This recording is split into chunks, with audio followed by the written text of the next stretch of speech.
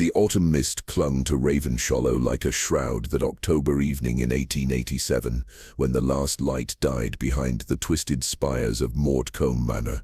Once, those spires had pierced the sky with pride, marking the domain of a family whose name commanded respect across 3 counties.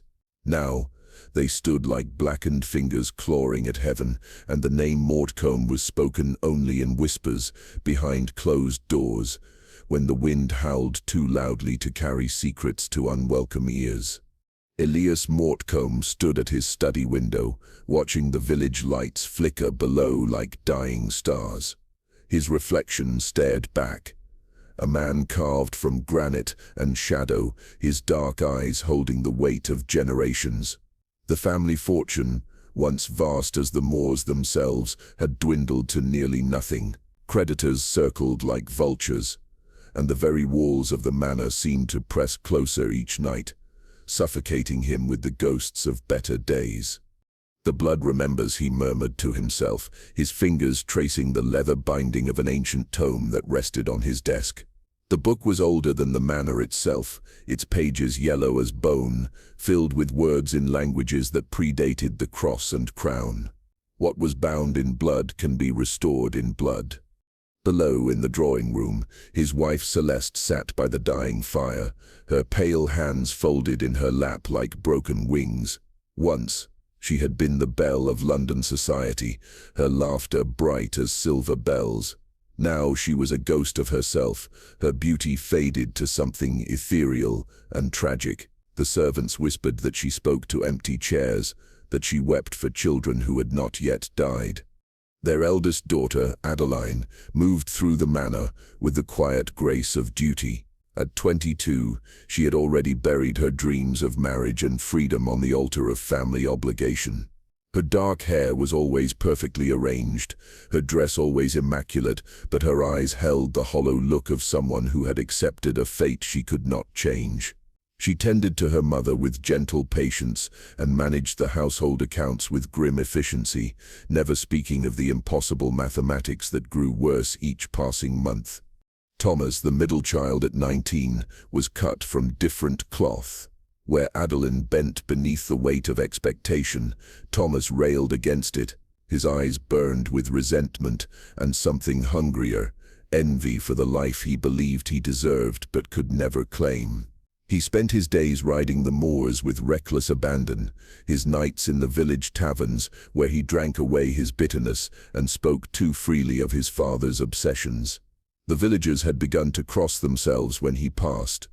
And then there was Margaret, sweet Margaret, barely 16 and still innocent enough to believe that love could conquer the darkness gathering around their family.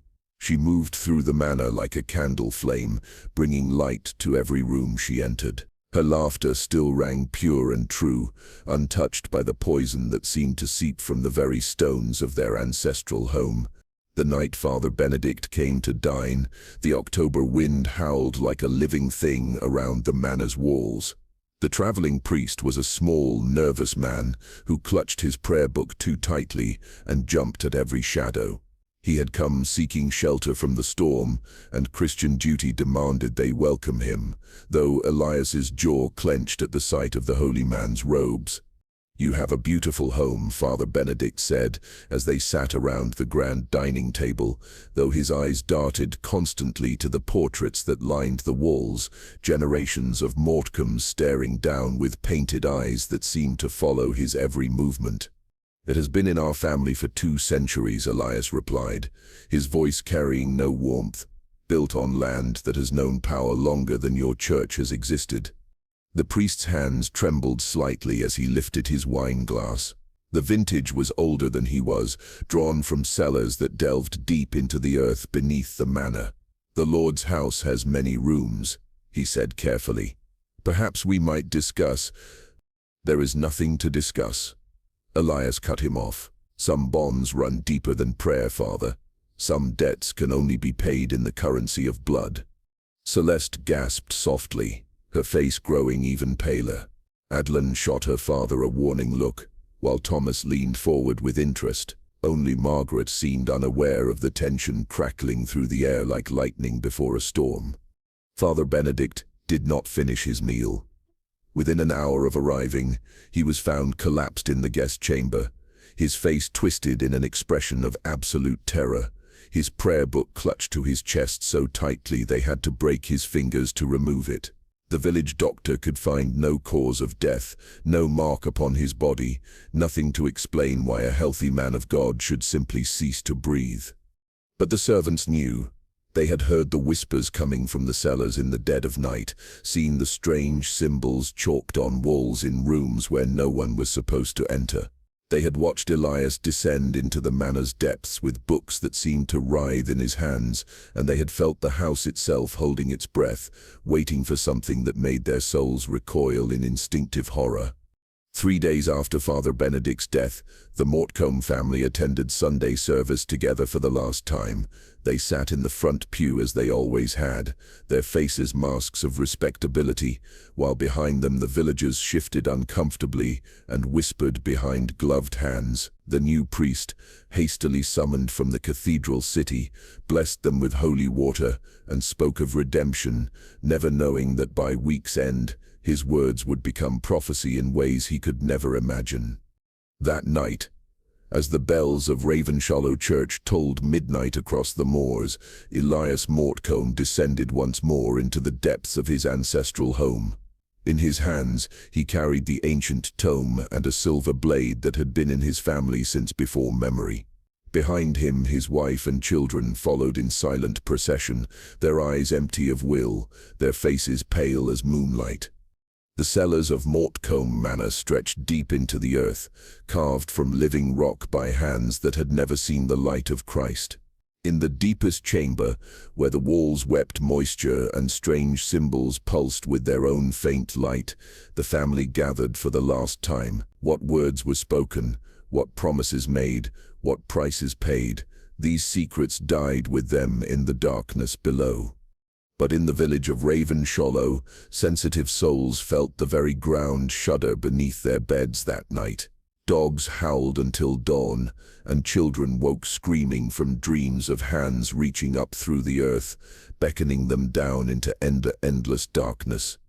The next morning, Mortcombe Manor stood silent and still, its windows shuttered, its doors locked from within.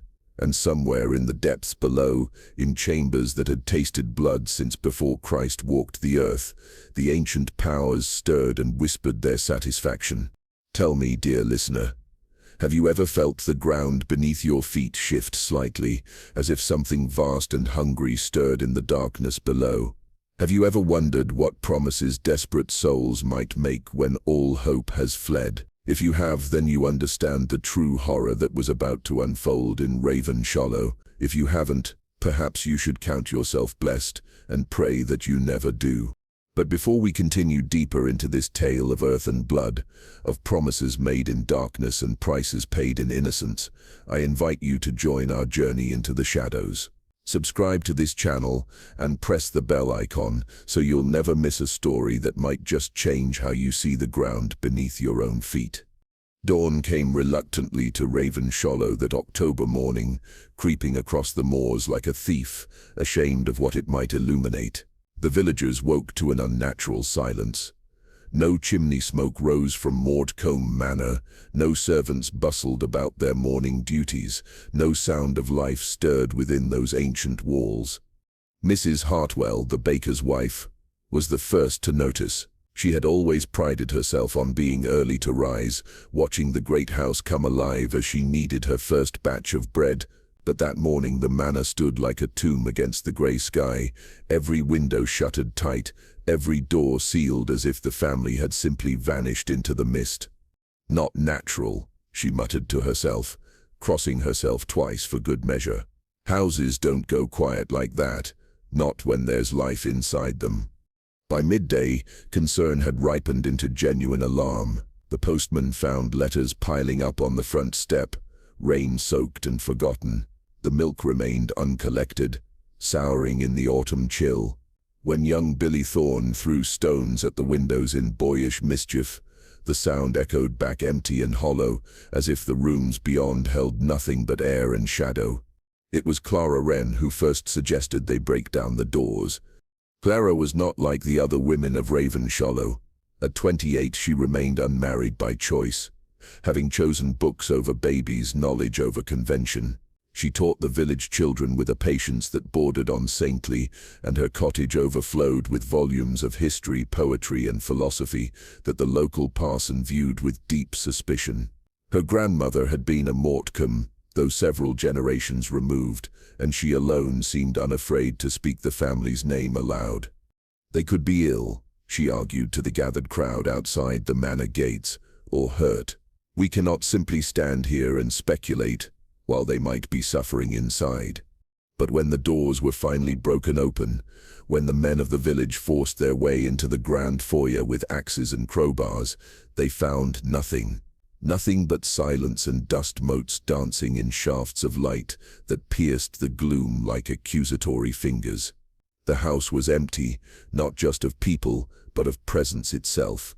It felt hollow, abandoned, as if it had been vacant for decades rather than days. The search was thorough and increasingly desperate. They called out names, threw open every door, climbed to the highest rooms of the tower, where Margaret kept her collection of china dolls.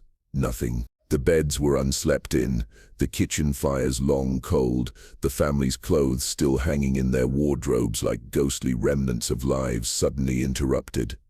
It was in the cellars that they found the first sign of disturbance. The ancient stone steps descended far deeper than any cellar had a right to go, disappearing into darkness that seemed to swallow their lantern light. The walls were carved with symbols that predated the Christian cross, spirals and circles and angular marks that hurt to look at directly. And there, in the deepest chamber, they found evidence of recent activity, fresh chalk marks on the floor arranged in patterns that made the men's eyes water and their souls recoil. But it was outside, 3 days later, that the true horror revealed itself. Old Samuel Briggs was walking his usual path around the family cemetery when his foot sank into soil that should have been solid. The ground near the Mortcombe crypt had been disturbed, great mounds of earth scattered as if something had erupted from below. When the men came with shovels and lanterns, when they dug carefully into the wounded earth, they uncovered a sight that would haunt Ravenshallow for generations to come. Coffins. 5 wooden coffins, hastily buried in shallow graves around the ancient family crypt, their surfaces scratched and gouged by fingernails and desperation. And within each coffin, a member of the Mortcombe family, Elias with his granite features frozen in an expression of terrible understanding, Celeste with her delicate hands clawed bloody against the wooden lid, Adeline with her perfect composure finally shattered into terror, and sweet Margaret, her young face twisted in a silent scream that echoed in the hearts of all who saw her. But the horror was not in their deaths. It was in the evidence of their desperate struggle to escape. The coffin lids bore the marks of frantic clawing, splinters of wood embedded beneath their fingernails, blood staining the satin lining where they had fought against their premature burial. They had been alive when the earth was heaped upon them, alive and aware and struggling against the crushing weight of soil and stone. All except Thomas. His coffin lay among the others, but when the lid was pried open with trembling hands, they found only earth, rich, dark soil that seemed to pulse with its own faint warmth. No body, no bones, no trace of the young man who should have shared his family's fate. The earth inside his coffin shifted slightly as they stared, as if something moved within it, something that chose to remain hidden in the darkness below. Clara stood at the edge of that terrible excavation, her schoolteacher's mind struggling to make sense of what lay before her. The villagers spoke in hushed tones of murder, of madness, of some terrible compact with forces beyond human understanding. But Clara found herself drawn to a different question, one that whispered through her thoughts like cold wind through autumn leaves. Where was Thomas Mortcombe? In the days that followed, theories spread through Ravenshallow like wildfire. Some claimed Elias had murdered his family before taking his own life, driven to madness by financial ruin and desperation. Others whispered of a suicide pact, the proud Mortcombes choosing death over disgrace. But the evidence of struggle, the clawed coffin lids and bloodied fingernails, spoke of something far more sinister. The village priest, hastily summoned to bless the disturbed ground, spoke of evil that had taken root in Ravenshollow long before the Mortcombes built their manor on this cursed soil. He sprinkled holy water over the excavation and muttered prayers in Latin, but even he could not fully consecrate earth that seemed to pulse with its own dark life. Clara began her own investigation that very night, walking the grounds of Mortcombe Manor by lamplight, searching for answers in the shadows and silence. She had always been drawn to mysteries, to puzzles that needed solving, but this was different. This was personal. The Mortcombe blood that ran thin in her veins called out to the darkness that had claimed her distant kin, demanding understanding, demanding justice. But as she walked the moonlit paths around the cemetery, as she studied the disturbed earth and the empty coffin that should have held Thomas Mortcombe, Clara began to suspect that some questions were too terrible for human minds to fully comprehend. Some secrets were buried not to hide them, but to protect the living from truths that could drive souls to madness. The ground beneath her feet felt different now, unstable, unreliable, as if the very earth might open at any moment to swallow her whole. And in the distance, carried on the night wind, she could swear she heard whispers coming from deep below, voices calling out from chambers that existed far beneath the reach of shovel and spade. The Mortcombes were gone, all except one. But their story was far from over, and the empty coffin that bore Thomas's name seemed to gape like a mouth, hungry for the truth that would feed its terrible appetite for revelation. 3 weeks after the horror of the excavation, when Ravenshollow had begun to breathe normally again, when the villagers had almost convinced themselves that the worst was behind them, Thomas Mortcombe walked barefoot through the village gate at dusk. The children saw him first. Little Amy Fletcher was playing with her hoop when she looked up and screamed, dropping her toy to run sobbing to her mother's apron strings. The boy walking down the cobblestone street looked like Thomas Mortcombe, had his dark hair and angular features, wore clothes that might once have been fine, but something fundamental had changed. He was thin, not the healthy leanness of youth, but the gaunt emptiness of someone who had forgotten how to eat, how to live among the breathing world. His skin held the pallor of underground things, white as mushrooms that grow in eternal darkness, and his feet left no prints in the dust, despite their obvious weight against the stones. But it was his eyes that made grown men cross themselves and women clutch their children closer. Those eyes held depth that shouldn't exist in a living face, depth that spoke of places where light had never touched and never would. Clara was walking home from the schoolhouse when she saw him, her arms full of essays to mark, her mind occupied with the mundane concerns of education and daily life. The sight of him stopped her cold, the papers fluttering from her nerveless fingers to scatter like autumn leaves across the ground. "Thomas," she whispered, though her voice carried clearly in the evening stillness. He turned to look at her, and she saw recognition flicker in those impossible depths. When he spoke, his voice carried the hollow echo of words spoken in empty rooms, in spaces where sound had nowhere to go but inward. "Clara Wren," he said, and somehow he made her name sound like a prayer and a warning both. Still teaching the children their letters and numbers, still filling their heads with stories of the world above. Above, the word slipped from her lips before she could stop it. Thomas smiled then, and it was the most terrible thing she had ever seen, not because it was cruel or mocking, but because it held such infinite sadness, such a perfect understanding of sorrows that no living soul should have to bear. "The pact is not complete," he said, as if that explained everything. As if those 5 words could encompass the mystery of his survival, the horror of his family's fate, the reason he now stood before her looking like a ghost made flesh. There was an interruption, a substitution that was not supposed to happen. The village constable, a stout man named William Braddock, came hurrying down the street with his hand resting nervously on his truncheon. Behind him trailed a growing crowd of villagers, their faces pale with fear and fascination. Thomas watched them approach with the patient stillness of someone who had learned to measure time in different increments than the living world. Thomas Mortcombe, Braddock called out, his voice cracking slightly on the surname. "You're under arrest for..." He faltered, unable to name the crime that had been committed. Murder seemed too simple, too clean for what had been done to the Mortcombe family. "To survive?" Thomas asked, tilting his head like a curious bird. "For returning from places where the living are not supposed to go. Tell me, Constable, what law addresses the crime of being where I have been?" "You killed them," someone shouted from the crowd. "You buried your family alive." Thomas's laugh was like wind through empty rooms. "Buried them? Oh, if only it were so simple. If only death were the end of the story." He looked directly at Clara then, his eyes boring into hers with an intensity that made her soul flinch. "They are not dead, you see. Death would be a mercy. Death would rest." The crowd surged forward, but Thomas raised one pale hand, and something in his gesture made them stop as surely as if they had struck a wall. The air around him seemed to thicken, to pulse with a presence that made the evening shadows deepen and the very ground beneath their feet feel unstable.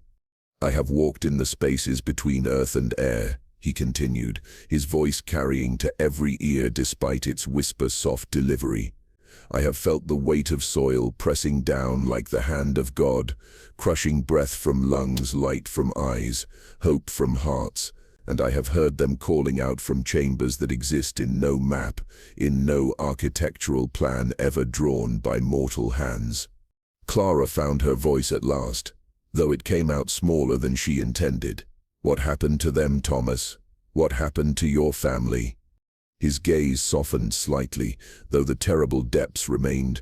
"My father made a bargain, Clara, a very old bargain with very old powers. The Mortcombe fortune was not built on land and labor alone.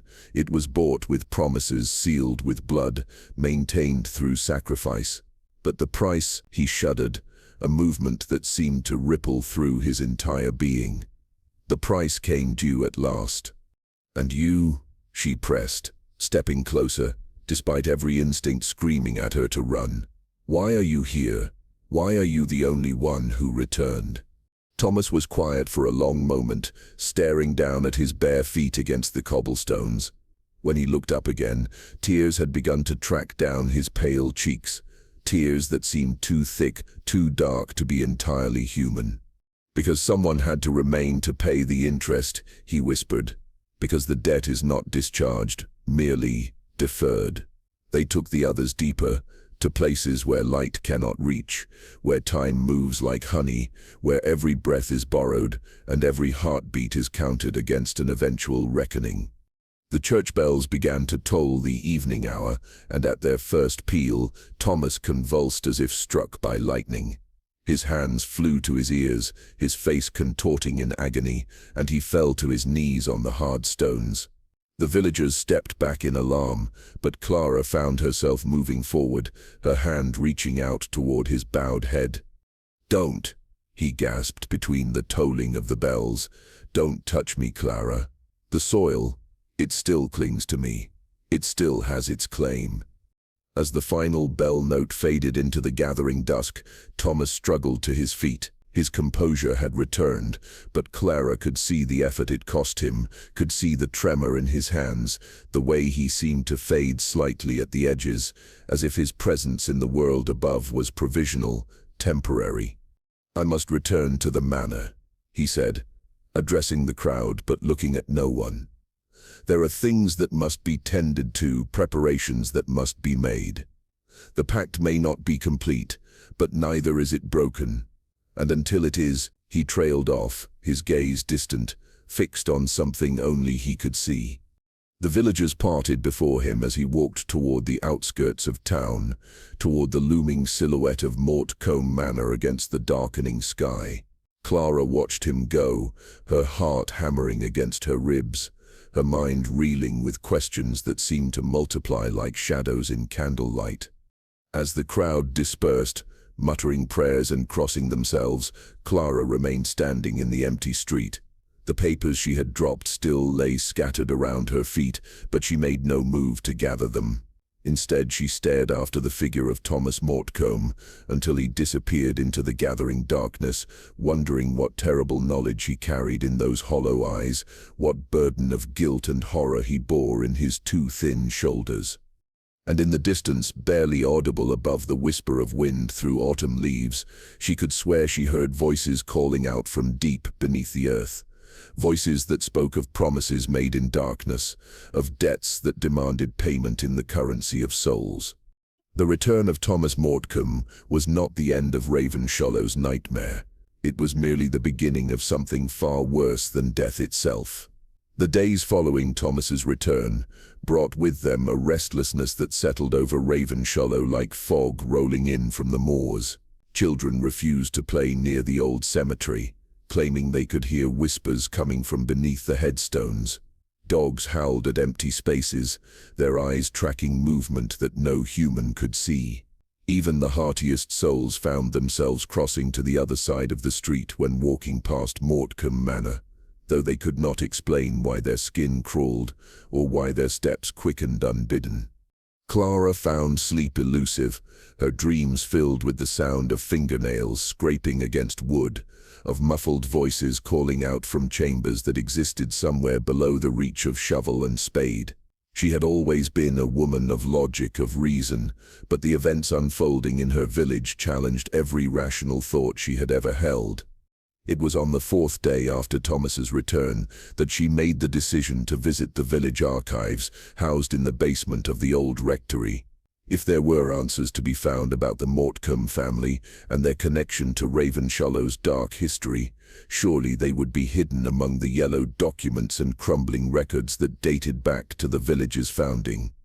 Father Morrison, the elderly priest who tended the archives, was reluctant to let her explore the deeper collections.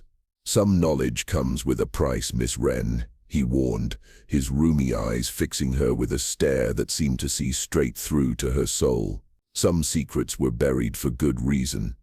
But Clara's determination proved stronger than his warnings, and soon she found herself alone among towering shelves of forgotten history, her lamp casting dancing shadows on walls that had not seen light in decades. The documents were sorted by date, but chronology seemed to blur in these depths, as if time itself moved differently in the spaces beneath the church. It was there, among records from the village's earliest days, that she first learned of Ravenshallow's true foundation. The land had not always been Christian. Before the church, before the manor, before even the first Saxon settlers had claimed these moors for their own, something else had held dominion here.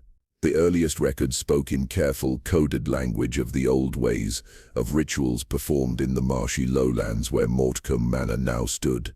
They described ceremonies conducted under moonless skies, offerings made to powers that predated Christ and cross, bargains struck with entities that dwelt in the spaces between earth and air.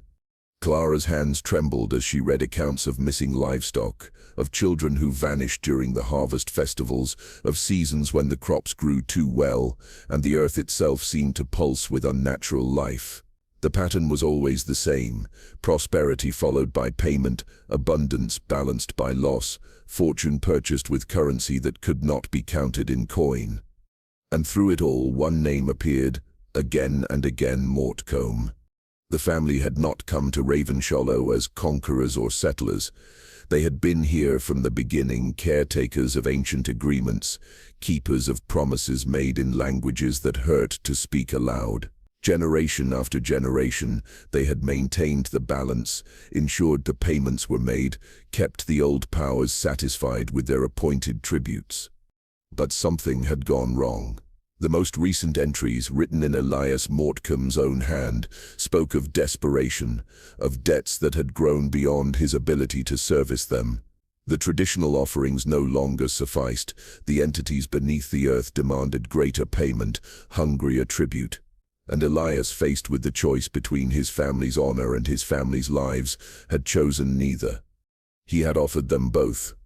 Clara's lamp flickered as she read the final entry, dated just days before the family's disappearance. The words were written in a hand that shook with either terror or anticipation. "The pact must be renewed, but the price has grown beyond what I alone can pay. They hunger for Mortcombe blood, for the lineage that has served them faithfully through centuries of darkness.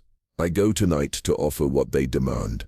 My children, my wife, myself, all except Thomas, who must remain to tend the debt, to ensure the payments continue. He does not know. He cannot know. The burden must fall upon him unknowing, else he might refuse, and then all would be lost. The lamp died as Clara finished reading, plunging her into absolute darkness.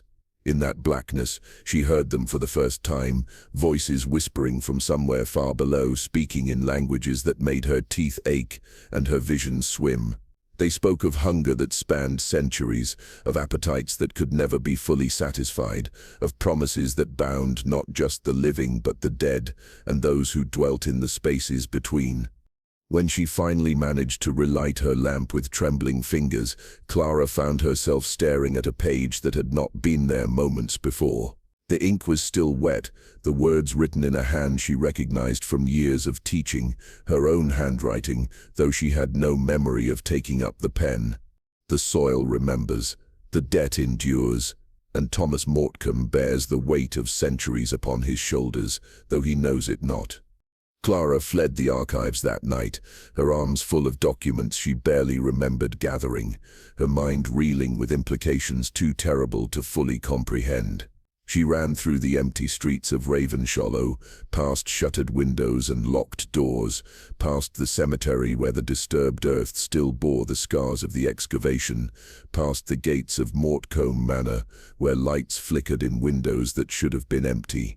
She did not stop running until she reached her cottage, where she barricaded the door and lit every candle she owned, surrounding herself with circles of warm, protecting light. But even then, even in the familiar comfort of her own home, she could hear them, whispers rising from the floorboards, voices calling out from chambers that existed somewhere beneath her feet, somewhere beneath all their feet.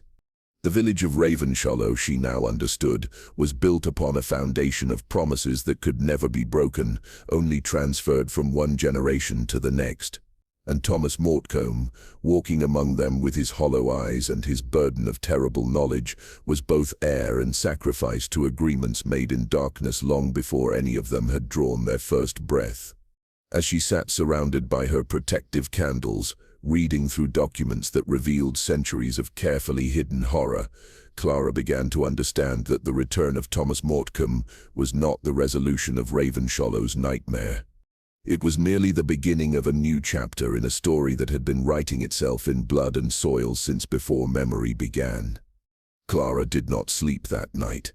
How could she, when every creak of her cottage seemed to echo with whispers from below, when every shadow might conceal truths too terrible for the living world to hold? Instead, she spread the documents from the archives across her kitchen table like pieces of a puzzle whose completed image might drive her mad. As dawn broke grey and reluctant over Ravenshollow, she made a discovery that chilled her to the bone. Hidden among the parish records was a second ledger, not the official book of births and deaths that every village kept, but something far more sinister. The entries were written in various hands across decades, each one recording not the celebrations of life or the solemnities of death, but something that fell into the terrible space between. The ledger recorded disappearances. Sarah Mills, aged 7, vanished during the harvest festival of 1823. Her body was never found, though search parties combed the moors for weeks. The official record listed her as tragically lost to the marshes, but a note in the margin, written in Elias Mortcombe's grandfather's hand, told a different story. Payment rendered. The compact holds for another season. William Thorne, a traveling merchant, disappeared from the village inn in 1834. His room was found empty, his belongings undisturbed, his horse still waiting patiently in the stable. The innkeeper swore he had heard no sound in the night, seeing no sign of struggle. But there, in the ledger's careful script, the debt demanded a coin of flesh. The stranger's sacrifice suffices. Clara's hands shook as she turned page after page, finding entry after entry, stretching back generations. Children who vanished in the night. Travelers who were swallowed by the moors. Villagers who simply walked into the darkness and never returned. Each disappearance carefully recorded, each loss balanced against some greater accounting that existed beyond human law or understanding. And presiding over it all, generation after generation of Mortcombes, keeping careful track of payments made to entities that dwelt in spaces between earth and air, maintaining the terrible arithmetic that kept Ravenshollow prosperous even as it fed on the blood of innocents. The pattern was clear once she learned to see it.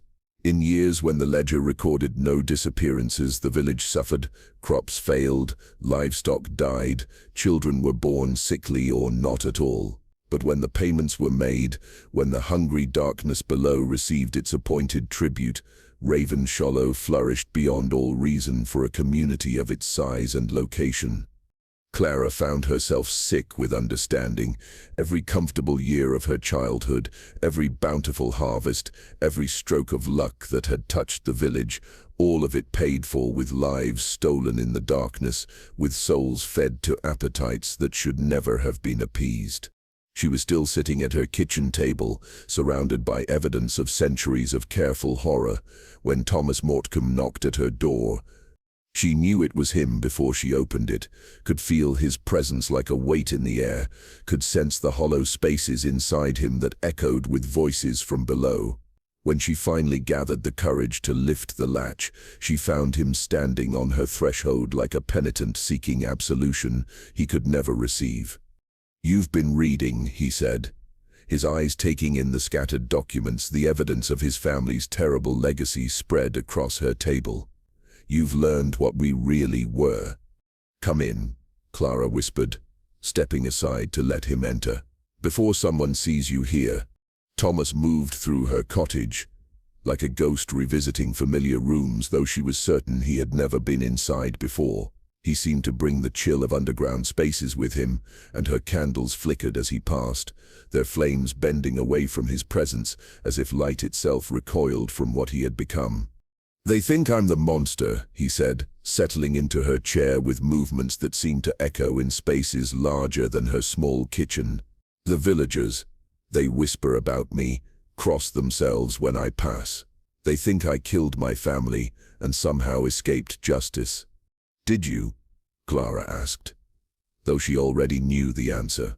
The ledger had taught her that the truth was far more complex, far more terrible than simple murder. Thomas laughed, and the sound was like wind through empty rooms. "Kill them." Oh, Clara, if only it were so simple, if only death were the end of the bargain. He reached across the table to touch the ledger with one pale finger, and the ancient pages seemed to rustle on their own. "My father offered us all, you see, the complete bloodline, payment in full for centuries of accumulated debt.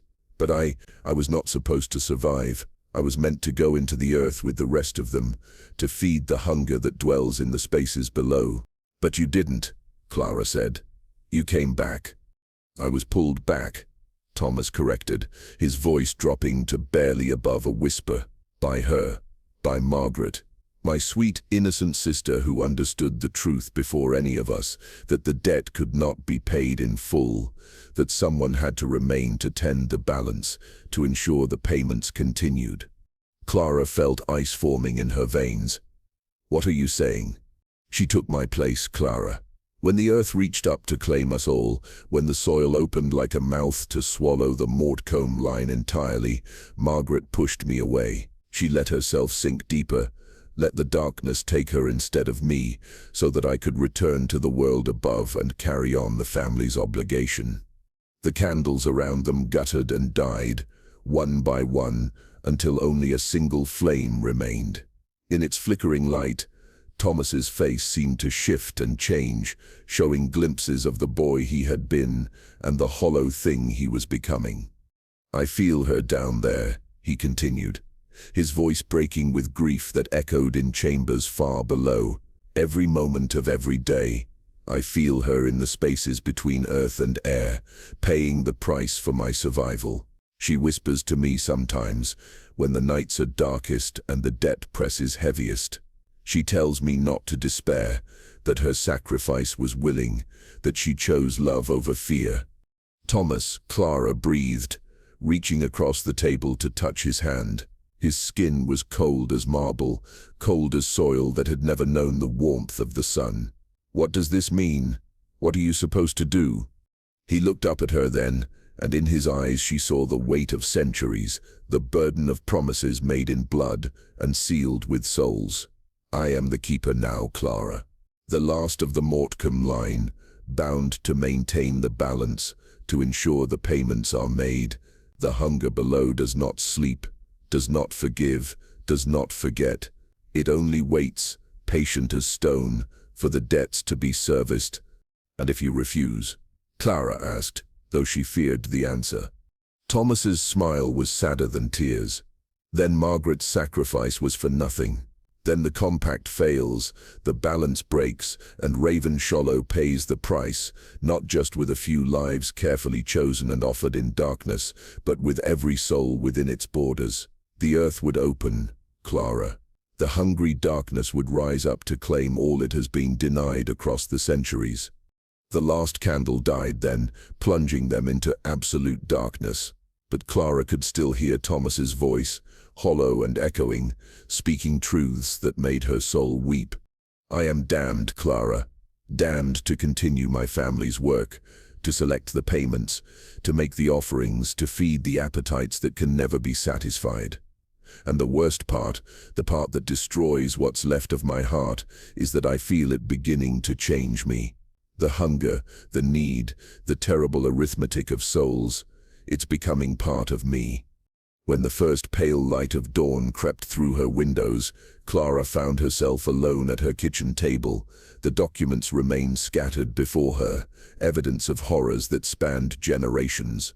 But Thomas was gone, vanished like morning mist, leaving behind only the lingering chill of underground spaces and the terrible knowledge that somewhere in the darkness below Margaret Mortcombe paid the price for her brother's tormented existence. And Clara understood, with crystalline clarity, that she was no longer merely investigating the mystery of the Mortcombe family. She was becoming part of it. The first sign that something had gone wrong came with the livestock. It began subtly, as these things always did. A cow here, a sheep there, found dead in fields that had seen no predator, no disease, no visible cause for their demise. The animals lay peacefully, as if they had simply chosen to stop breathing. But when the farmers examined them more closely, they found flesh that had somehow spoiled from within, meat that crumbled to ash at the lightest touch.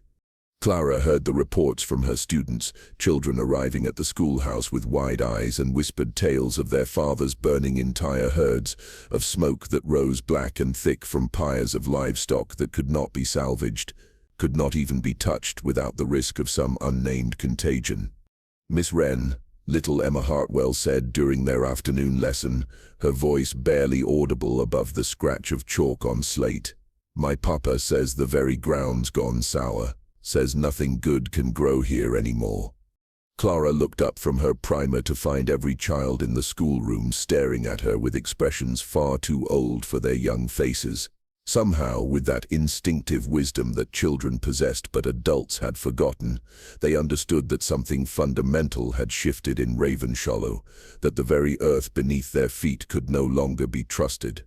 That evening, she walked the village streets and saw the evidence for herself. Gardens that had flourished just days before now held only blackened stalks, flowers that drooped and bled a substance too dark to be sap. The village well, which had provided sweet water for generations, now gave up liquid that tasted of copper and earth, of things that should have remained buried. The villagers gathered in the common square as the sun set, their voices raised in heated argument, their faces drawn with fear and desperation.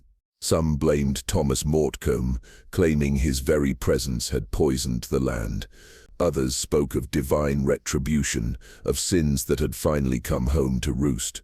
But all of them, Clara noticed, kept glancing toward the looming shadow of Mortcombe Manor, where lights flickered in windows that should have been empty. "He should be driven out," declared William Braddock, the constable's face red with righteous anger. "Whatever evil he's brought back from, From wherever he's been, it's spreading. Soon there'll be nothing left but ash and bone. And what if driving him out makes things worse? Asked Mrs. Fletcher, clutching her shawl tighter against the evening chill. What if he's the only thing standing between us and something even more terrible? Clara found herself stepping forward, her voice carrying across the square with an authority that surprised even her. Has anyone thought to ask Thomas himself what's happening? To find out what he knows about all of this? The crowd turned to look at her, and she saw suspicion in their eyes. Suspicion and something else, something that made her skin crawl. They were afraid of her too, she realized. Afraid of her connection to the Mortcombe family, afraid of the knowledge she had been gathering in her cottage, afraid of what she might have learned from documents that were never meant for living eyes. "You've been talking to him," accused Samuel Briggs, the old gravedigger who had first discovered the disturbed earth. "We've seen you, Miss Wren. Seen you walking up toward the manor at all hours, seen lights burning in your cottage while decent folk sleep." Clara felt the weight of their stares, the pressure of their fear and suspicion pressing against her like a physical force. But before she could respond, before she could defend herself against accusations that held more truth than she cared to admit, a new voice cut through the evening air. "She speaks the truth." Thomas Mortcombe stood at the edge of the square, materialized from the gathering shadows as if he had always been there, waiting for the right moment to reveal himself. The crowd recoiled, forming a rough circle around him, but none dared approach. In the dying light, he looked even more like a ghost than usual, pale and insubstantial, as if the slightest wind might blow him away. "The blight is not my doing," he continued, his voice carrying clearly despite its whisper-soft delivery. "It is a sign, a warning of what comes when the balance is not maintained, when the old agreements are allowed to lapse." "What agreements?" Braddock demanded, his hand resting on his truncheon, though Clara doubted any earthly weapon could harm the thing Thomas was becoming. "What devil's bargain did your family make?" Thomas turned those hollow eyes on the constable, and Clara saw the man shrink back as if struck. "No devil, constable. Something far older, far hungrier. Something that has fed on this land since before your God walked among men. Something that will continue feeding long after your cross has crumbled to dust." He began to walk then, moving through the crowd like a priest through his congregation, and wherever he passed, the very air seemed to thicken with presence. "My family maintained the balance for generations. We made the payments, offered the tributes, kept the hunger below satisfied with carefully chosen morsels. But now," he paused, his gaze fixing on the manor that loomed against the darkening sky. "Now I am alone, and the debt has grown beyond what one person can service." "Then serve it," shouted someone from the back of the crowd. "Do whatever you did before. Stop this blight before it kills us all." Thomas's laugh was like wind through empty graves. "Do you think it's so simple? Do you think the old powers are content with trinkets and tokens, with the occasional lost traveler or missing child?" He gestured toward the diseased gardens, the poisoned well, the air itself that seemed to writhe with invisible corruption. "They hunger for more now. They demand the complete payment that was promised, the Mortcombe bloodline offered in full." Clara felt understanding dawn like ice in her veins. "But you're the only one left," she whispered. "Exactly." Thomas smiled, and the expression was terrible in its perfect sadness. "I am the final payment, the last coin in a transaction that began before memory, but I am also the keeper of the debt, bound to maintain the balance, to ensure the payments continue. I cannot die, Clara, because someone must remain to tend the hunger. But I cannot live, because my death is what the old powers demand." The crowd pressed closer, though whether from curiosity or hostility, Clara could not tell. She found herself moving toward Thomas, drawn by some instinct she didn't fully understand, some recognition that passed between souls touched by the same terrible knowledge. "There must be another way," she said, reaching out to touch his arm. His flesh felt like marble, cold and unyielding, as if death had already claimed him but forgotten to finish the job. Perhaps, Thomas agreed, his eyes meeting hers with an intensity that made her breath catch. But it would require a different kind of sacrifice, a different coin to pay the debt. Someone would need to take my place as keeper, to accept the burden willingly, to bind themselves to the hunger that dwells below. Clara felt the implications of his words settling around her like chains. She understood with perfect clarity what he was offering and what it would cost. The chance to save Ravenshollow, to restore the balance, to heal the blight that was spreading through the village like a cancer. All it would require was her soul. "Think carefully, Clara Wren," Thomas said, his voice dropping to barely above a whisper. "Think of what you would lose, what you would become. The Keeper does not age as others age, does not die as others die. They exist in the spaces between life and death, maintaining the terrible arithmetic that keeps the world above from falling into the darkness below." Around them, the villagers listened in horrified fascination, beginning to understand that they were witnessing a negotiation for the very soul of their community. Some backed away, unwilling to watch what they sensed was coming.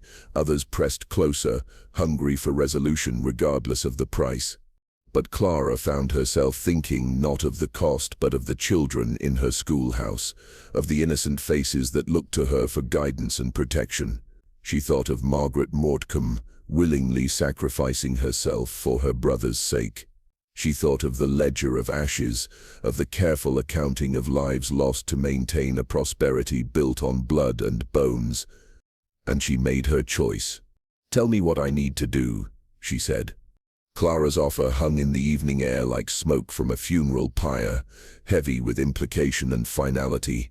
The villagers pressed closer, their faces pale in the gathering dusk, sensing that they were witnessing something that would change the very nature of their world. But Thomas Mortcombe stepped back as if she had struck him, his hollow eyes wide with something that might have been horror or gratitude or both. "No," he whispered, his voice cracking like ice over deep water. "Clara, you don't understand what you're offering. You can't comprehend the weight of it, the endless torment of knowing what must be done and being powerless to stop it." But Clara had spent too many sleepless nights reading the Ledger of Ashes and had seen too much evidence of her village's blood-soaked prosperity to turn back now. "Then show me," she said, her voice carrying across the square with a firmness that surprised them both. "Take me to the manor. Let me see what my family built their fortune upon. Let me understand what it truly means to be the keeper of such terrible knowledge." The crowd began to murmur, voices rising in protest and fear. Some called her mad, others begged her to reconsider. But Clara had already begun walking toward the manor, her footsteps echoing on the cobblestones like a funeral march. Behind her she heard Thomas following, his presence like a cold wind at her back. Mortcombe Manor loomed against the star-scattered sky like a wound in the fabric of the world, its windows glowing with lights that had no earthly source. As they approached the front gate, Clara felt the air itself thicken around them, pressing against her skin like invisible hands, whispering secrets in languages that predated human speech. "Last chance to turn back," Thomas said as he pushed open the manor's front door. The hinges screamed in protest, as if the house itself objected to their entry. "Once you cross this threshold, once you see what lies beneath, there will be no returning to the innocence you've known." Clara stepped through the doorway without hesitation and immediately understood why the servants had fled, why the villagers crossed themselves when they looked upon these walls. The manor was not empty. It was full to overflowing with presence, with the weight of centuries pressing down upon every room like accumulated dust. The very air seemed to pulse with breath that was not quite human, and shadows moved independently of any light source, shifting and writhing as if they possessed their own will. Thomas led her through rooms that echoed with whispers, past portraits, whose painted eyes tracked their movements with unsettling awareness. The furniture was covered in sheets, but underneath those coverings Clara could swear she saw shapes that moved, that reached out with phantom fingers to brush against her as she passed. "They're still here," Thomas said, noticing her discomfort. "My family, not dead, not alive, but something in between, bound to this place by the very bargain that was meant to free them." His voice caught slightly, betraying emotion that his hollow expression tried to hide. "Sometimes, late at night, I hear them calling out from rooms I know are empty. I hear Adeline practicing her piano in the music room, and hear Mother humming lullabies in the nursery, and Margaret." He stopped before a door that stood slightly ajar, golden light spilling from within like honey from a broken comb. "Margaret sings to her dolls just as she did when she was alive, but her songs now, they're not meant for human ears." As if summoned by his words, a voice drifted from beyond the door, young and sweet and utterly wrong, singing a melody that made Clara's teeth ache and her vision swim. The words were in no language she recognized, but somehow she understood their meaning. Promises of hunger satisfied, of debts paid in the currency of souls, of appetites that could never be fully appeased. "She knows we're here," Thomas whispered, his face going even paler than before. "She always knows when I bring visitors to the house. She likes to perform for them." The singing stopped abruptly, replaced by the sound of small feet pattering across floorboards. Then came a voice, still sweet but somehow distorted, as if it were being spoken through water or earth or the spaces between words. "Tommy? Is that you, Tommy? Have you brought someone to play with us? We've been so lonely down here, so very lonely. The dolls don't talk back anymore, and Mother won't stop crying, and Father just stares at his books and mutters about equations that don't balance." Clara felt ice forming in her veins. The voice was coming from multiple directions at once, as if Margaret were somehow speaking from every room in the house simultaneously. Thomas grabbed her arm with fingers that felt like frozen marble, his grip tight enough to bruise. "Don't answer her," he hissed. "Don't let her know you can hear her.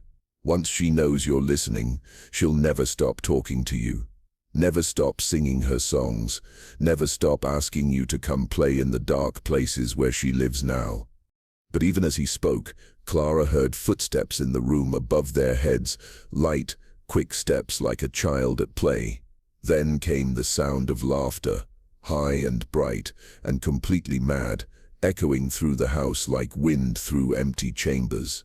Doors began to slam throughout the manor, one after another in a rhythm that sounded almost like applause, as if the house itself were celebrating their arrival. "The cellar," Thomas said urgently, pulling Clara toward a door she hadn't noticed before, one that seemed to absorb light rather than reflect it. "If you're truly determined to understand, if you truly mean to take on this burden, then you must see where it all began. You must witness the source of our family's power and our curse." The cellar stairs descended far deeper than any foundation should go, carved from living rock that wept moisture and strange substances. Clara preferred not to examine too closely. Their footsteps echoed in spaces that felt vast and hollow, as if the chambers beneath Mortcombe Manor extended far beyond the physical boundaries of the house above.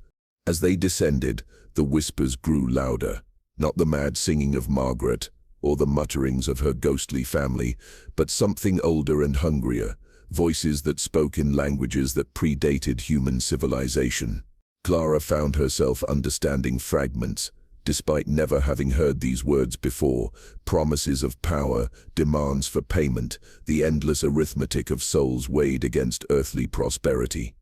"Here," Thomas said, stopping before a chamber that opened like a mouth in the stone. "This is where my father made his final bargain, where he offered the complete Mortcombe bloodline in payment for debts that had accumulated across generations." Clara stepped into the chamber and immediately wished she hadn't.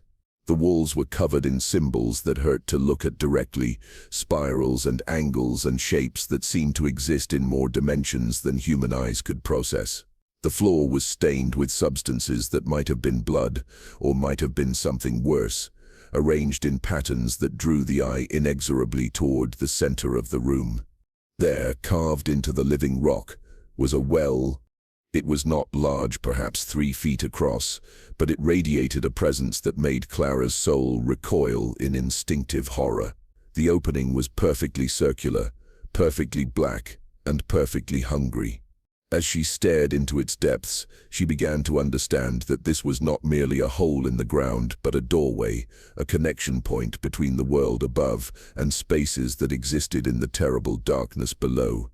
"This is where they went," Thomas said, his voice barely audible above the whispers that rose from the well like invisible smoke. "My family, they climbed down into that darkness willingly, thinking they were paying a debt that would free our line from obligation. But they were wrong. The hunger below doesn't want payment. It wants partnership. It wants the Mortcombe bloodline to continue its work, to keep feeding it, to maintain the balance between the world above and the endless appetite below." Clara knelt beside the well, feeling the pull of that absolute darkness, hearing voices that called to her from depths that might extend to the very center of the earth. And in those voices, she heard Margaret Mortcombe singing her mad lullabies, heard Celeste weeping for children who would never grow old, heard Elias muttering about equations that could only be balanced with blood. "They're not dead," Clara whispered, understanding at last. "They're feeding it, keeping it satisfied while it waits for the next payment, the next sacrifice." "Yes," Thomas said, kneeling beside her. "And now you understand why I cannot simply die, why I cannot end this curse by ending myself. Someone must remain above to tend the balance, to make the smaller offerings that keep the greater hunger at bay. Without a keeper, without someone to maintain the careful arithmetic of souls, Ravenshollow would be consumed." Clara finished. "Everyone and everything, swallowed by whatever dwells in the darkness below." Thomas nodded, his hollow eyes reflecting the absolute blackness of the well. "And now you know what you're truly offering to take upon yourself. Not just the burden of knowledge, but the weight of every choice, every sacrifice, every life that must be fed to the hunger that can never be satisfied." Clara stared into that perfect darkness for a long moment, feeling the pull of it, hearing the whispers that promised power and cursed her with understanding. Then she looked up at Thomas, at this young man who had been sentenced to carry such terrible knowledge alone, and made her decision. "Show me how," she said. And from the depths of the well, something ancient and hungry stirred in anticipation. What Clara witnessed in the depths of Mortcombe Manor should have driven her to madness. Perhaps in some ways it did. But when she emerged from those cursed cellars, when she climbed back up the stone steps that wept with substances best left unexamined, she carried with her a terrible clarity of purpose that burned away all doubt, all hesitation, all hope of returning to the innocent world she had known. Thomas had shown her the well, but he had also shown her something else, documents hidden in chambers deeper than the first, ledgers that recorded not just the payments made to the hunger below, but the mechanics of how those payments were selected, prepared, and delivered. The Mortcombe family had not chosen their sacrifices randomly or cruelly, but with surgical precision, taking only those who would not be missed, whose disappearance would cause the least disruption to the community they were sworn to protect. But that careful system had broken down in the final years of Elias Mortcombe's stewardship. The hunger below had grown beyond what subtle offerings could satisfy, demanding greater tribute, more substantial payment. And Elias, faced with the choice between his village and his family, had chosen a third option, one that satisfied neither debt nor conscience. He thought he could end it. Thomas explained as they walked back through the haunted halls of the manor, past rooms where ghostly voices still whispered and shadows moved with independent will. He thought that by offering the complete bloodline, by giving the hunger everything it had been promised across the centuries, he could finally close the account, break the compact, free Ravenshollow from its obligation. Clara nodded, her mind still reeling from what she had learned in those depths. But it didn't work. No. The hunger doesn't want to be satisfied, it wants to be fed. There's a difference. Satisfaction implies an ending, but feeding can continue forever. as long as there's someone to tend the process, to maintain the balance. They stood now in the manor's grand foyer, surrounded by portraits of Mortcombe's past, their painted eyes seeming to track their movement through the gloom. Clara found herself studying those faces, seeing in them the accumulated weight of generations who had carried the same burden Thomas now bore, who had made the same terrible choices he was being forced to make. "There has to be another way," she said, though even as she spoke the words, she knew how hollow they sounded. Some method of breaking the compact without destroying everyone in the process. Thomas's smile was sadder than tears. "I've spent every waking moment since my return searching for such a solution, Clara. I've read every book in my father's library, studied every document in our family's archives, explored every chamber beneath this house. There is no escape clause, no loophole, no mercy built into agreements made with powers that predate mercy itself." A sound from upstairs interrupted his words, the patter of small feet, the creak of floorboards, the distant echo of Margaret's voice singing another of her mad lullabies.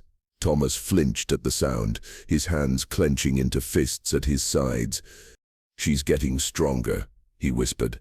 "The longer I delay, the longer I avoid making the choice that must be made, the more solid she becomes. Soon she'll be able to leave this house, to walk among the living as I do.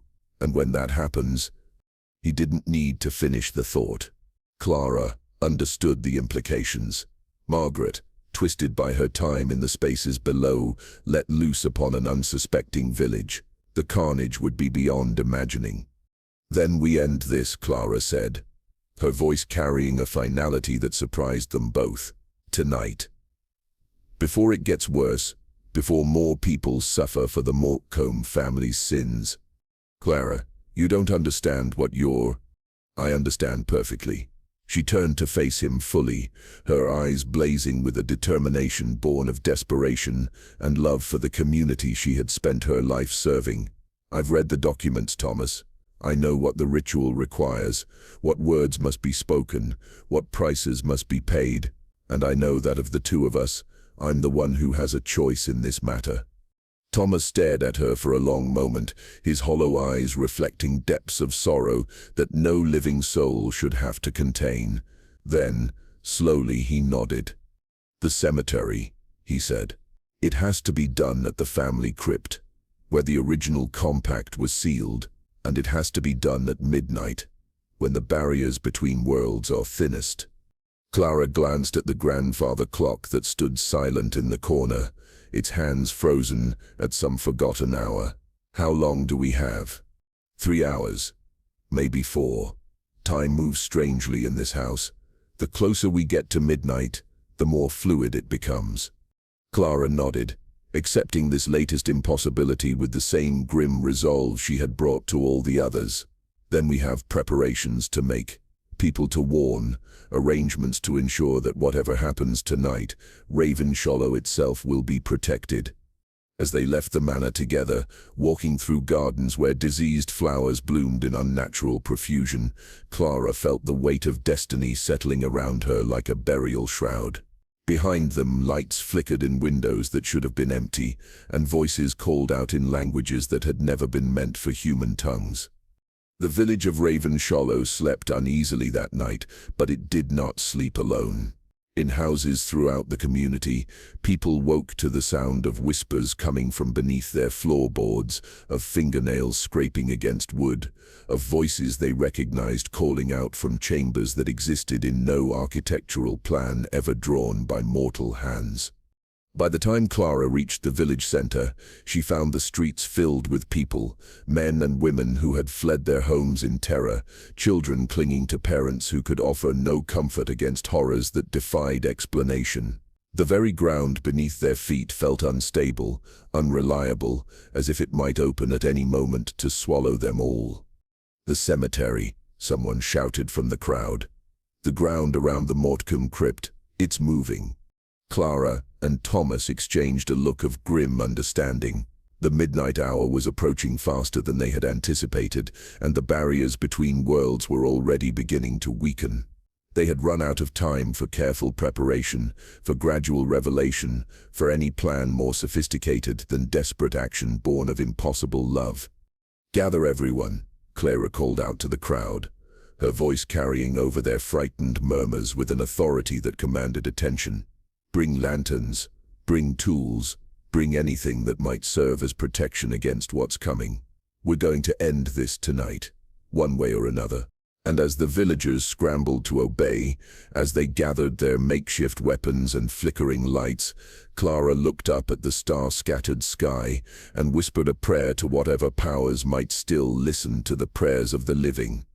In 3 hours, either Ravenshallow would be free, or there would be no Ravenshallow left to save. The procession that moved through Ravenshallow's streets that night looked more like a funeral march than a gathering of the living. Lanterns bobbed like fireflies in the darkness, casting dancing shadows that seemed to move independently of their bearers. Children clung to their mothers' skirts while fathers gripped improvised weapons that would prove useless against the forces they were about to face. Clara walked at the head of the procession, her schoolteacher's composure intact, despite the cosmic horror that awaited them at journey's end. Beside her, Thomas moved like a ghost among the living, his presence causing the very air to thicken with the weight of approaching doom. Behind them, the villagers followed in frightened clusters, whispering prayers and crossing themselves against the darkness that pressed in from all sides.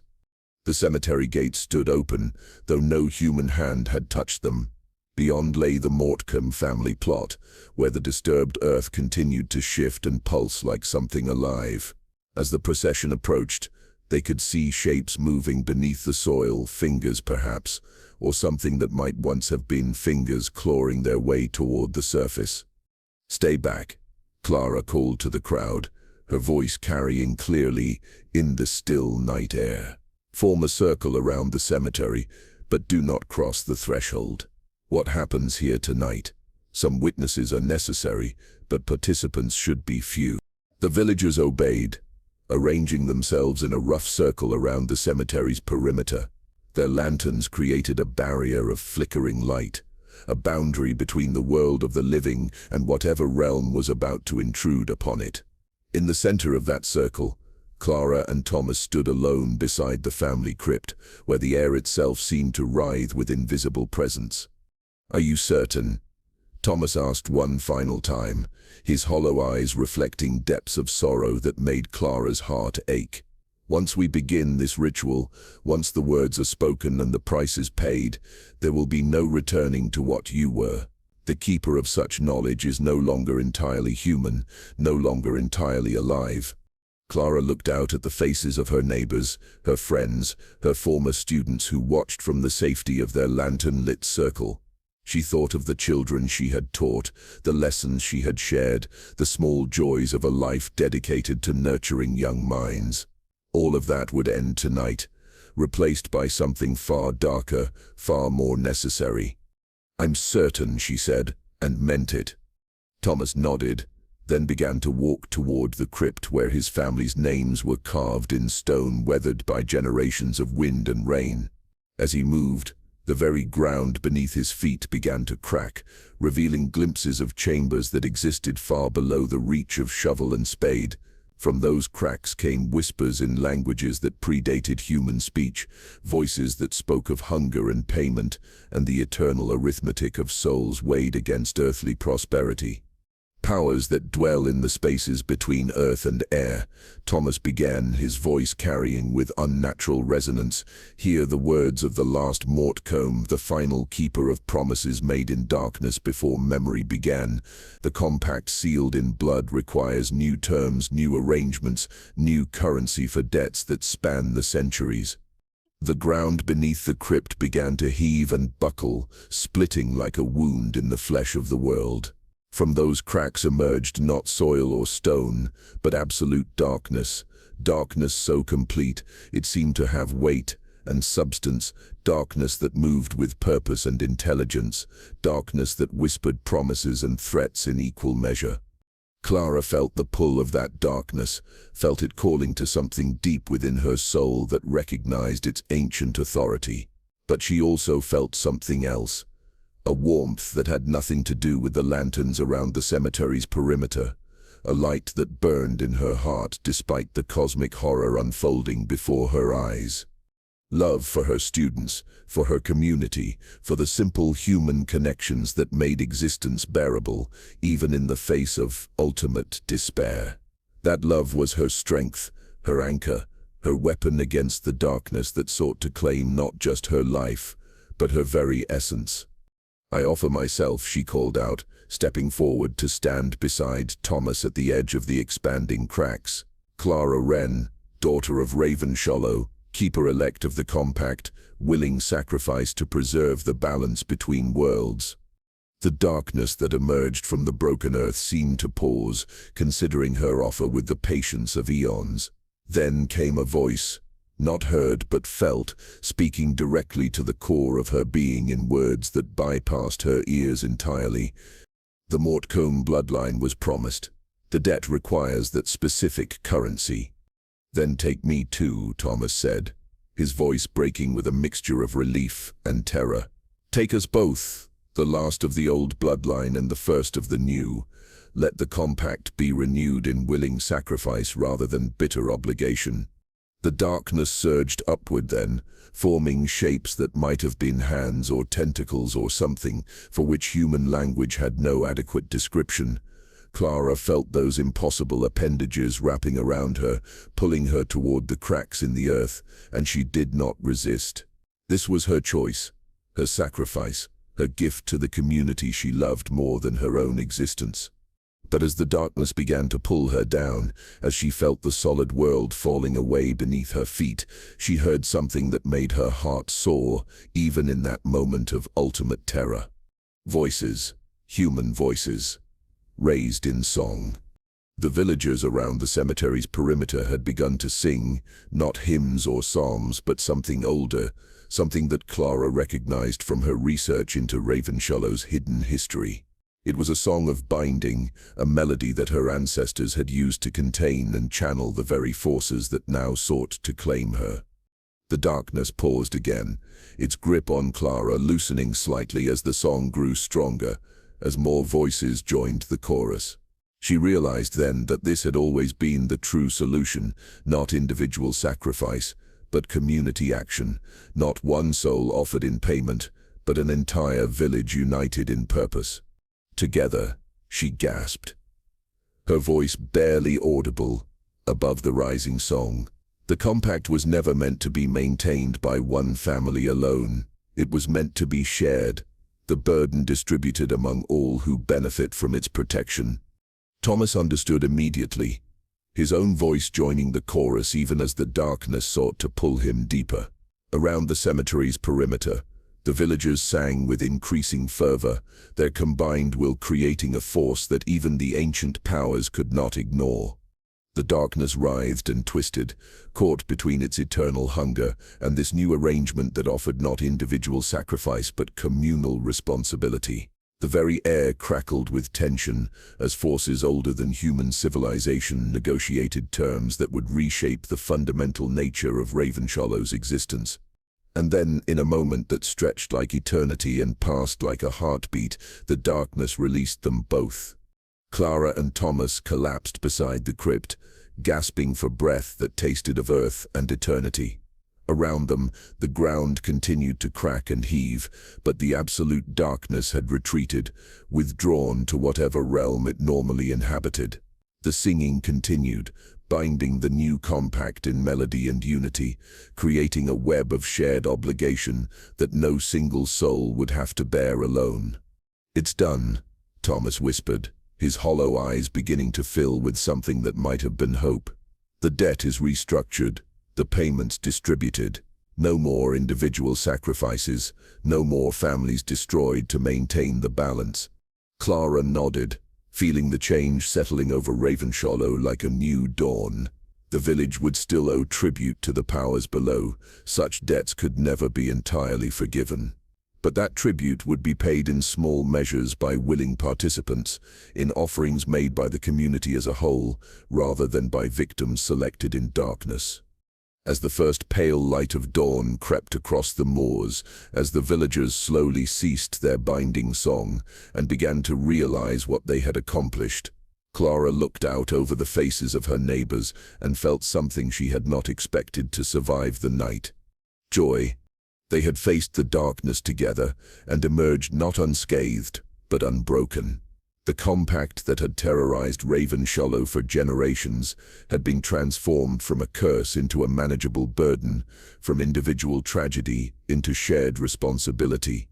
But even as she celebrated their victory, even as she embraced Thomas and felt the warmth of human connection flowing between them, Clara knew that their story was far from over. Some hunger could be satisfied, but never eliminated. Some debts could be restructured, but never fully paid. And in the chambers that existed far below the reach of shovel and spade, ancient powers stirred and waited, patient as stone for the next chapter in an agreement that would outlast them all. 5 years have passed since that terrible night when Ravenshollow faced the darkness beneath its foundations and emerged forever changed. The village prospers now in ways both familiar and strange. Crops grow with unnatural abundance, livestock breeds true and healthy, children are born strong and clever. But those who lived through the restructuring of the compact know that their prosperity comes with a price, carefully paid and constantly maintained. Clara sits in her cottage on this October evening, no longer the schoolteacher she once was, but something new, something necessary. The children still come to her for lessons, but what she teaches now goes far beyond letters and numbers. She instructs them in the old songs, the binding melodies that maintain the balance between worlds. She tells them stories of responsibility and sacrifice, of communities that prosper when they share both burdens and blessings. Her hair has turned white in the 5 years since that night, though she is still young by any earthly measure. Her eyes hold depths that speak of knowledge earned through suffering, of wisdom purchased at a price no soul should have to pay, but she also carries something else. A peace that comes from duty willingly accepted, from love expressed through sacrifice. Thomas visits often, though he is no longer the hollow ghost who returned from spaces between earth and air. The restructuring of the compact freed him from the worst of his burden, allowing him to age and live and love as other men do. He has married Sarah Mills, the baker's daughter, and they are expecting their first child, a daughter who will grow up knowing the true history of her village, who will be raised to understand both the gifts and responsibilities that come with being born in Ravenshollow. The memorial they built stands where the Mortcombe crypt once cracked open, a simple stone that bears no names but speaks of sacrifices made in love rather than fear. Visitors to the cemetery often pause before it, sensing something significant in its weathered surface, though they cannot say what. The ground around it no longer shifts or heaves, but sometimes on quiet nights when the wind is still, those with sensitive ears claim they can hear whispers coming from deep below, not threats or demands, but something that might almost be gratitude. Clara knows better. She has felt the presence that dwells in those depths, has negotiated with powers that view human concepts of gratitude as incomprehensible as human concepts of mercy. What she hears in those whispers is not thanks but acknowledgement, recognition that the new arrangement serves all parties better than the old, that a community united in purpose can bear burdens no individual soul could carry alone. The monthly offerings continue, but they are different now. No longer the desperate sacrifices of the past, but gifts freely given by those who understand their necessity. A cup of wine poured into sacred soil, a handful of grain scattered at crossroads, a few drops of blood willingly shed under the full moon, small prices paid by many hands rather than terrible costs extracted from the few. And the village thrives. New families move to Ravenshollow, drawn by its reputation for prosperity and peace. They are welcomed warmly, taught the songs and stories, gradually integrated into the network of shared responsibility that keeps their community safe.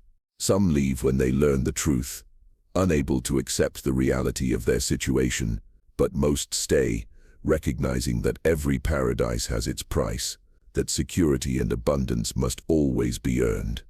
Clara watches from her cottage window as children play in streets that were once haunted by fear and suspicion.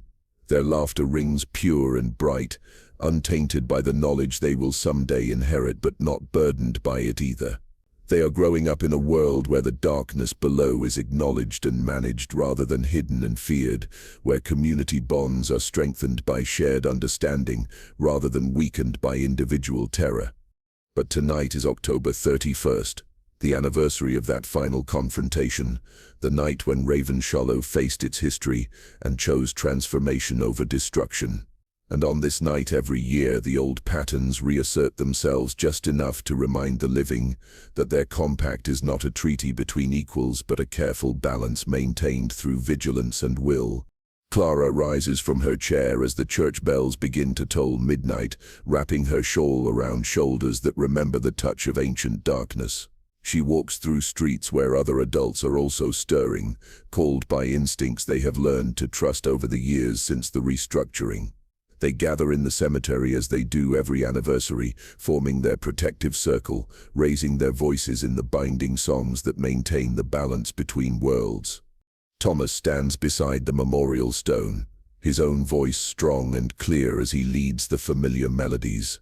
Around him, the community he once terrorized now offers their collective strength, their shared commitment to maintaining the agreement that keeps them all safe. Children too young to understand watch from doorways and windows, learning the rhythms they will someday need to know.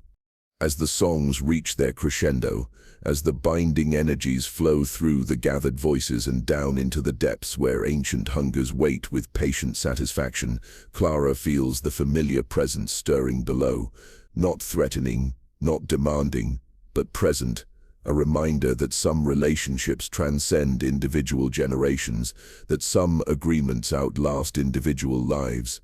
The ground beneath their feet shifts slightly, barely perceptible to those who don't know what to feel for. But Clara senses it, the acknowledgement, the renewal, the continuation of a compact that has evolved from curse to covenant, from individual tragedy to community strength. And yet as the songs fade and the villagers begin to disperse, as families return to warm homes and comfortable beds, Clara remains standing beside the memorial stone, because she alone among them carries the full weight of understanding, the complete knowledge of what their prosperity truly costs and what it might someday demand. In her cottage, spread across her kitchen table, lie the new documents, carefully kept records of births and deaths, of families that come and go, of the subtle arithmetic that maintains their community's balance. She is no longer the only keeper of such knowledge, but she remains its primary guardian, the one who must make the hardest choices when choices must be made. Tomorrow a new family will arrive in Ravenshallow, refugees from a plague-stricken city to the south, seeking sanctuary and a fresh start. They will be welcomed, integrated, taught the songs and stories that bind their community together. Most will accept their new home's requirements with the grateful understanding of those who have known true hardship. One or two might refuse, choosing to leave rather than participate in arrangements they cannot accept. But Clara has learned to read the deeper patterns, to sense the currents that flow beneath the surface of human choice and chance. And she knows, with the certainty that comes from intimate knowledge of powers beyond human comprehension, that among the newcomers will be someone special, someone whose presence will strengthen the compact in ways not yet foreseen, whose sacrifice will not be of flesh or blood but of innocence, willingly offered in service of something greater than individual desire. The wheel turns, the seasons change. New generations are born while older ones pass into memory. But the soil remembers everything, every promise made in darkness, every price paid in love, every choice that shapes the delicate balance between the world above and the endless appetite below. And in her cottage, surrounded by candles that burn with warm, protective light, Clara Wren sits down to write the next chapter in a story that has no ending, only endless transformation.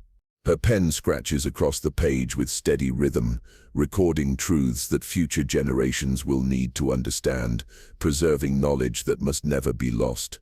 Outside her window, Raven Shallow sleeps peacefully under star-scattered sky, its streets quiet except for the whisper of wind through autumn leaves. But deep below, in chambers that exist in no architectural plan ever drawn by mortal hands, ancient powers stir in their eternal patience, feeding on willing offerings, growing strong on community bonds, dreaming dreams that span centuries and seasons. The compact endures, the balance holds, and the soil, patient as stone and hungry as time, continues to remember every promise, every payment, every soul that chooses love over fear in the endless dance between light and darkness that defines the human condition. Some stories never truly end. They only pause, gathering strength for the next chapter, the next generation, the next choice between individual safety and collective responsibility. And in Raven Shallow, where the earth itself bears witness to the power of community united in purpose, those stories continue to unfold with each passing season, each new dawn, each child born into a world where darkness and light exist in careful balance. The ledger remains open. The debt continues. Clara Wren, keeper of terrible knowledge and guardian of necessary truths, writes on into the night, preserving for future generations the wisdom earned through suffering, the understanding purchased through sacrifice, the love that makes even the darkest compacts bearable when shared among those brave enough to face them together. In the end, perhaps that is all any of us can do: tend the balance as best we can, share the burdens too heavy for any single soul to carry, and trust that our children will prove worthy of the choices we make in the darkness that surrounds us all. The soil remembers, the compact endures, and life, in all its terrible beauty, continues.